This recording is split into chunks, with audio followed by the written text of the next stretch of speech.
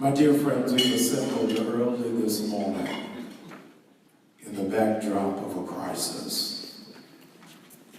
A crisis of which I speak is, in fact, one not really emanating around ISIS or the UN, not even around racial profiling, but by the Environmental Protection Agency.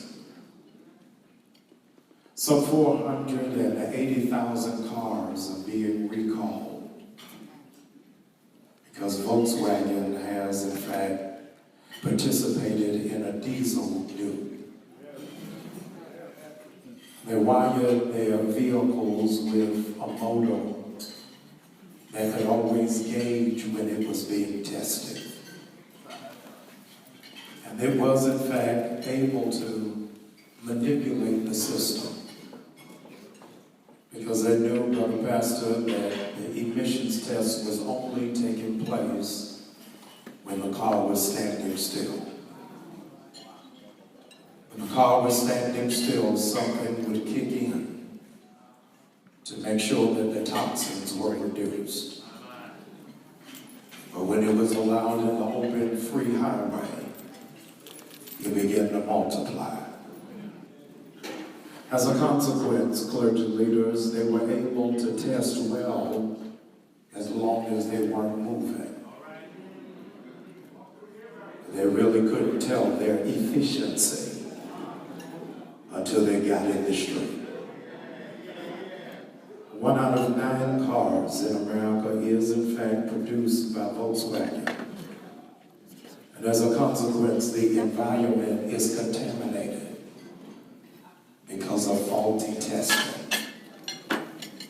For over 3 decades, Volkswagen has patted itself on the back for doing well while standing still. But the real test of who they are is what were they able to do when they got out the garage.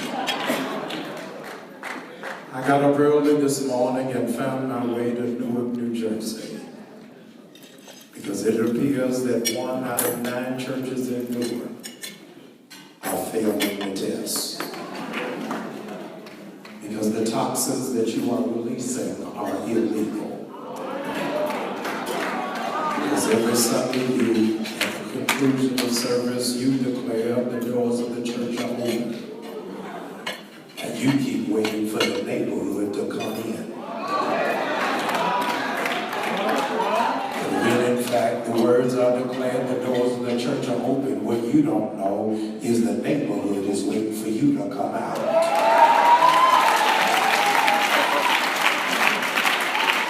You put toxins in the atmosphere. Toxins are in the atmosphere, and as a consequence, people can't breathe because of the religiosity that you have coming out of your children. Because the church has built an illegal caste system. That many of you, while you pastor in Newark, you don't live in Newark. So you don't mind preaching to us, but you don't want to live with us.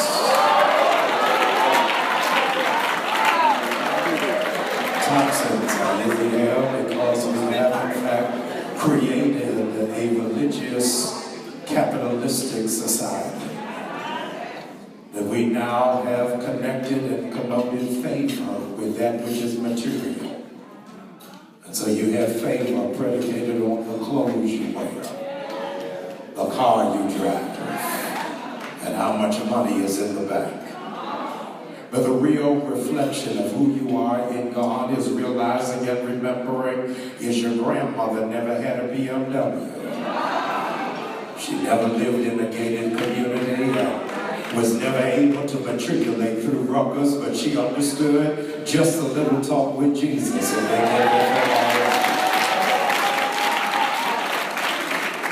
And I'm confused on the kind of new Christians that we have. That, Brother Mayor, that humility has become such a rare commodity that we are impressed that the Pope knows how to carry his own bag. we don't know what humility looks like. When we've forgotten that to be great, all you have to do is serve. When we're living in an hour where we've got pastors who have more armor bearers than they got helpers. I don't know how it is that you claim to be a shepherd, but you don't smell like sheep. There has to be a call to our accountability. In 1975, Bill Wright, the founder of Campus Crusade for Christ, the entity accredited for winning thousands of souls at universities around the nation, had an epiphany about the impotence of American Christianity. And ladies and gentlemen, I share his conviction. We have, in fact, in this hour of 21st century neo-Pentecostalism, we have built mega churches that are having a minor impact. In 1972, J. Edgar Hoover said that the greatest threat to American democracy was in fact the Black Panther Party, who at the time only had 270 paid members. Out of Oakland, California, they were the greatest threat. And now you have 1,200 members and the government doesn't know you exist. Why? Because you have limited ministry to a good gospel song. Turn to your neighbor and ain't he all right? But for us to have an impact, it was in fact Mr. Bright's philosophy that there were 7 mountains that those of us who are a part of faith would have to climb. And for the time that is entrusted to me, I want to share with you what are the 7 mountains that we, a faith community of like-minded spirits, are going to have to climb in order to make a difference. The first mountain, my dear friends, that we're going to have to climb is the mountain of arts and entertainment. Entertainment is a form of activity that holds attention, that gives pleasure or provides delight. Entertainment spans from music, theater, drama, and dance. And I want to remind you in this moment that when Satan was evicted from heaven, he was the director of the Fine Arts Department.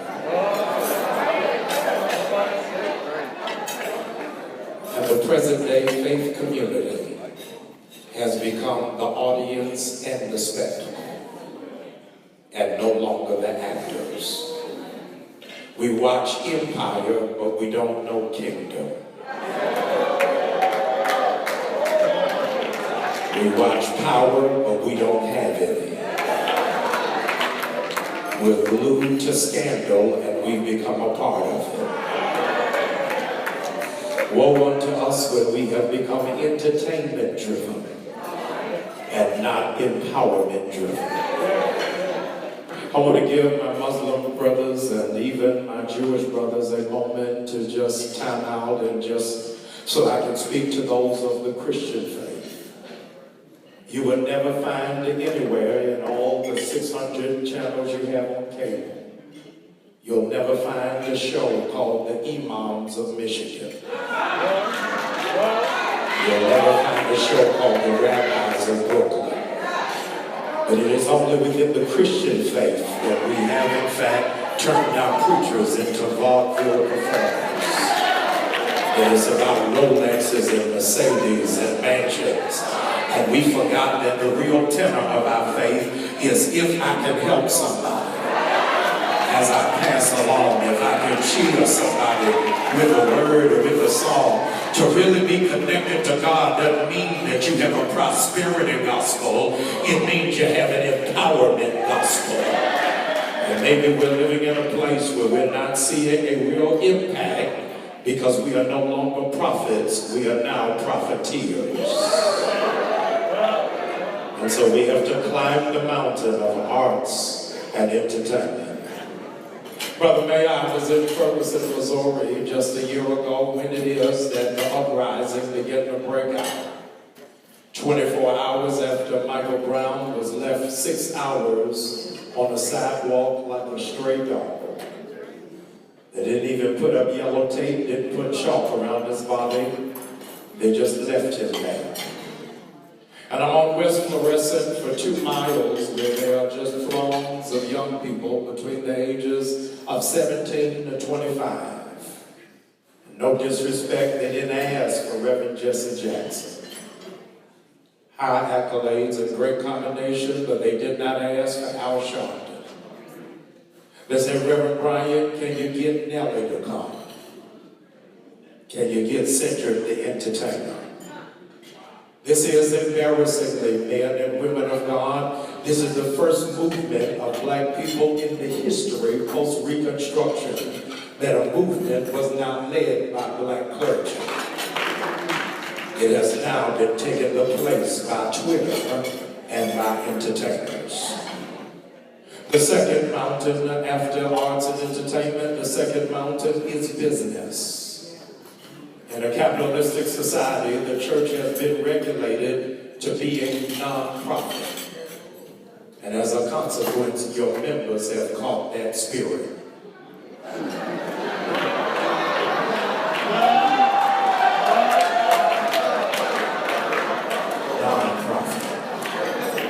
We have nurtured an environment that doesn't encourage entrepreneurship. Bishops, overseers, might I remind you that Jesus had the incredible luxury of choosing his 12 disciples. When I give this to you, some of you are going to be unnerved and even offended that all 12 of them, none of them came from seminary. Of his 12 disciples, none of them came from Bible college.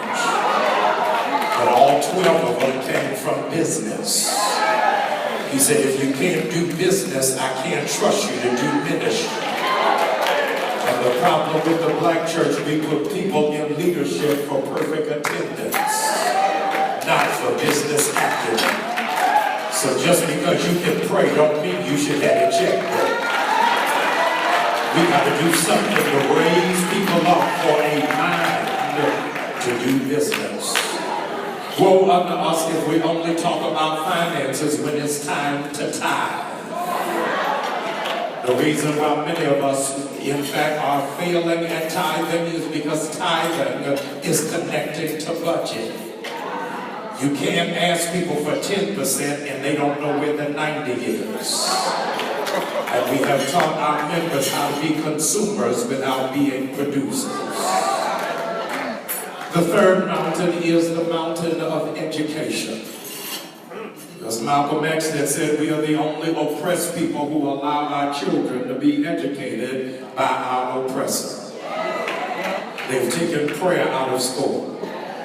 In many schools, the only technology they have are metal detectors. I'll let that steep in. We're living in an hour where they're medicating our children and not educating our children. We have more of our children in special education than in gifted and talented programs. And with all of the retired educators that sit on our pews on Sunday morning, your church ought to be open more than Sunday morning and Wednesday night. But your churches, your houses of faith need after-school tutorial programs. What's the point of our children speaking in tongues and they can't conjugate verbs? They have to have some level of connectivity to have a level of excellence. The fourth mountain is the mountain of family.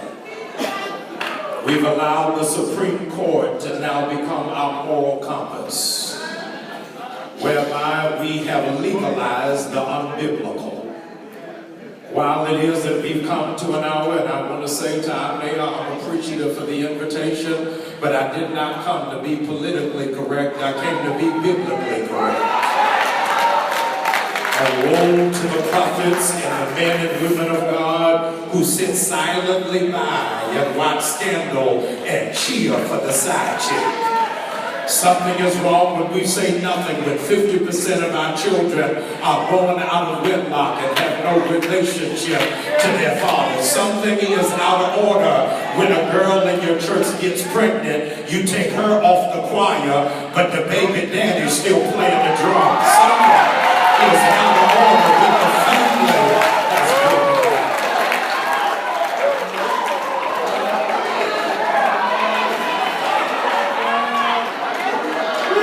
The fifth mountain is government. The devil is mad that I'm preaching the dark if I have to.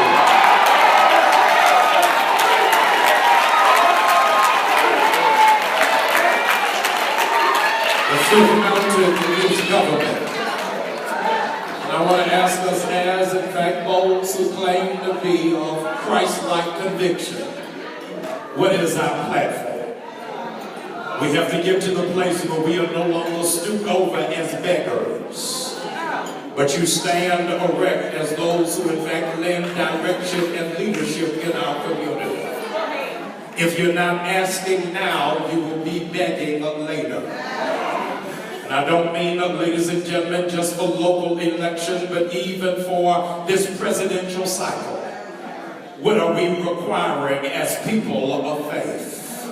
There has got to be some record. There's got to be something that we stand for when we're reminded the government is upon his shoulders. Every church, every Sunday ought to be doing voter registration. All of us ought to be in the process of educating our congregants as to what are the bills and the laws and the referendums that impact our children, our destiny, and even our future. But you so happy to sit up front at the governor's banquet that you forgot who you represent back at home. It is not about a reserved parking space. It is about lifting up the entire race. The sixth mountain is the mountain of media. The news has become primary propaganda. Its role was, in fact, initially to inform, to educate, to investigate, and to report, but now there is no investigation. There is now skewed information. It has been the role of the preacher, of the prophet, to inform the people of God as to what is taking place. That we used, in fact, Negro spirituals as the original mixtape. To say, over my head, I hear music in the air, there must be a God somewhere. People would look to their pastor, to their imam, to their rabbi to get some direction, not just for in a Young Van Zandt, Oprah Winfrey feel-good moment, but something that is tied to the glorious gospel of Jesus Christ. The seventh mountain is reclaiming religion. The church has forgotten its place to reform and redress error. We are responsible for setting the moral compass. We are not supposed to be thermometers, we're supposed to be thermostats.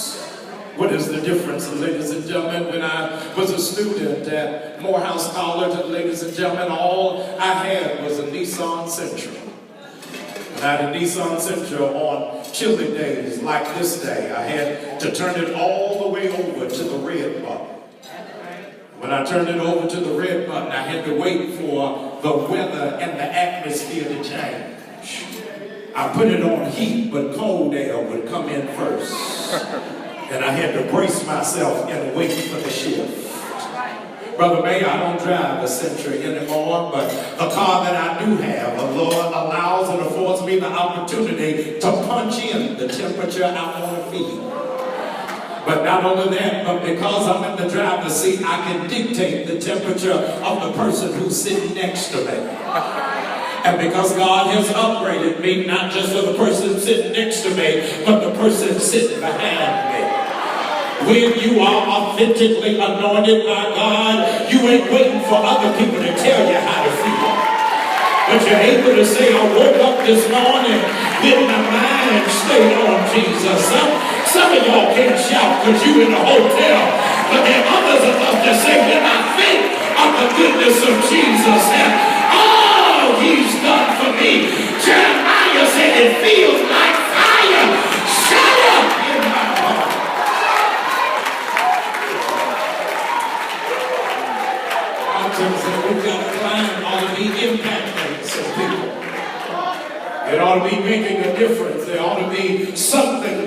suggest that I'm here for a reason. That there's something that I'm supposed to do. I'm not just taking up space, but I'm filling the space. Ladies and gentlemen, if you jaywalk into the Gospel of St. Mark, you'll find in chapter 6 that there was a man by the name of Herod who had given orders that John be arrested and put in prison. And he was put in prison, why? Because of the authentic gospel he was preaching.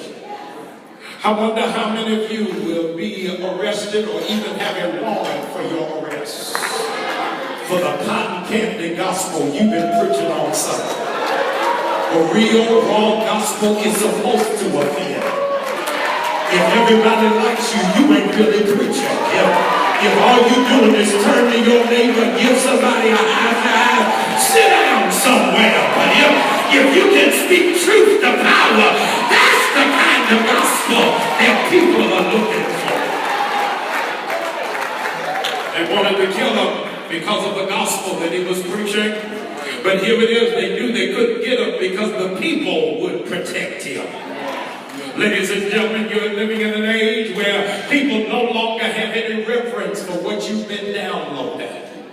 Nobody is protecting you. Why? Because they don't feel like you're fighting for them. And they found, in fact, that while they could not kill John, they looked for an opportunity to kill him. I'm here on divine assignment to tell you the enemy's been looking for an opportunity to discredit your ministry.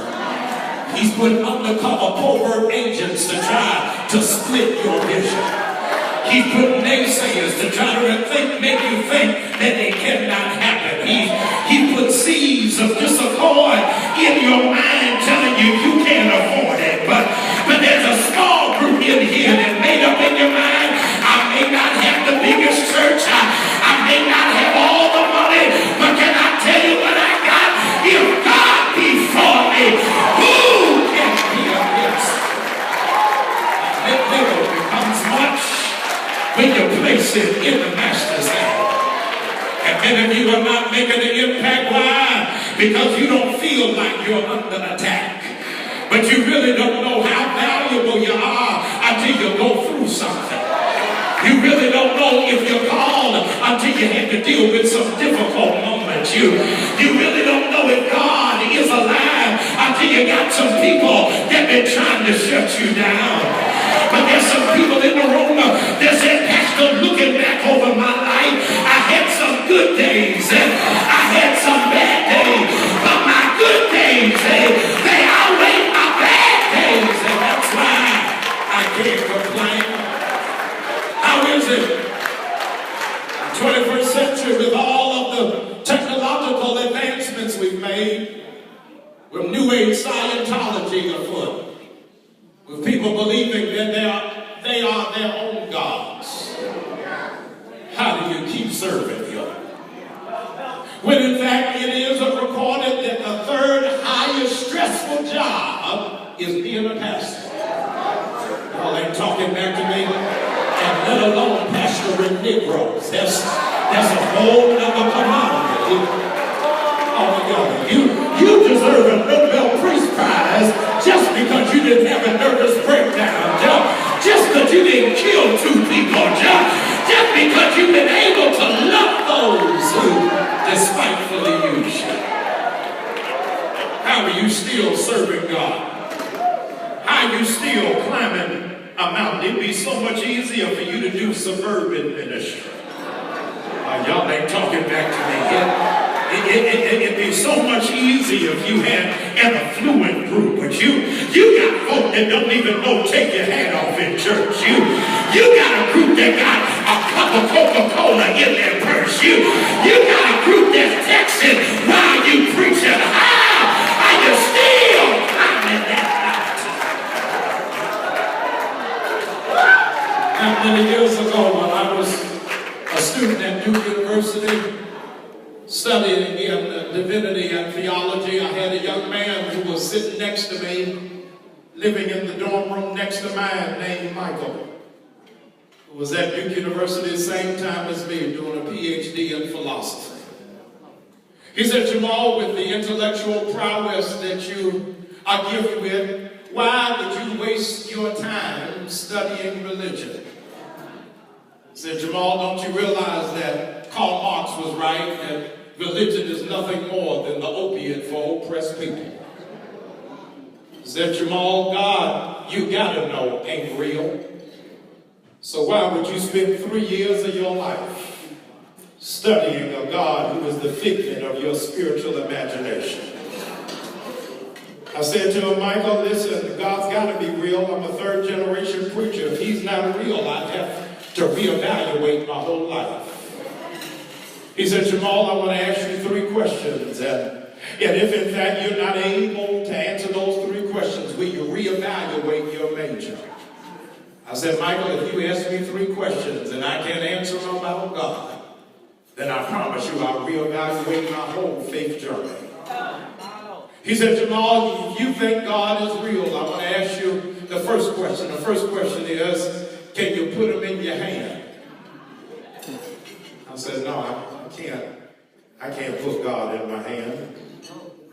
He said, the second question, Jamal, if God is real, can you put him under the high-power objective in a microscope? I said, no, I can't put him in a high-power objective of a microscope. He said, third question I want to ask you, Jamal, to prove to you God is not real. Can you see him? Ross, I said, no, I can't. I can't see him. He said, I therefore summarily conclude that God is not real. Ladies and gentlemen, I want to give you a moment of transparency to tell you I was frustrated. I was upset. I was embarrassed. That here I am, an emerging man of God, and I can't prove that God is real. That is until the next night.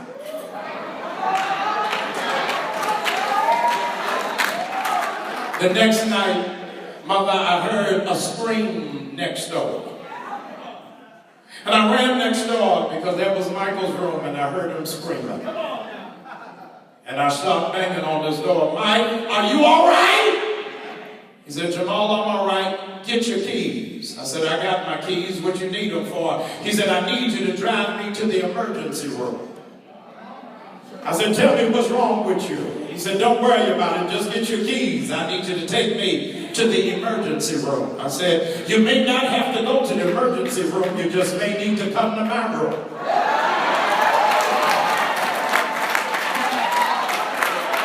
I said, Michael, tell me what's wrong with you. I'll take you to the emergency room. He said, Jamal, I got a problem. I got a toothache.